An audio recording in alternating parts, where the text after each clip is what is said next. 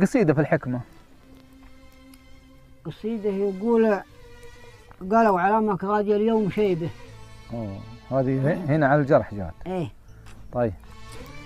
قالوا علامك غادي اليوم شيبه، توك شباب ومالي انا وجهك الشيب، ان كاد شيبك فاقد لك حبيبه، يا ما فقدنا والليالي تجاريب، قتلها وكبيت خبزه وطيبه، لا والهوى ما هو حراما لا عيب ولا عيب، شيبي فراقه العلوم العجيب، اهل النخاوي عند عوجه العراقيب غابوا وغيبته عليه مصيبه، وفرقته وما في شك ان ولا ريب، والموت خصما ما لقينا طبيبه، علة نحر ما تنعرض للطبيب، والفقر غلقها عسى الله حسيبه، واللي ما شاب بوقتنا اليوم ما يشيب، لصار تقدير الرجل غير جيبه، من لك تقدير يا الجيب، حي يجيب له المكاسب نصيبه، وحي نصيبه لا يودي ولا يجيب، وتجل الأصحاب ما هي غريبه، لكن الغريبه لك رهوك المعازيب، والرزق غير الله ما حدا يجيبه، اللي يجيبه عالم السر والغيب، ولا لو ان الرزق يوخذ غصيبه، ما الفقر هان مفتلينا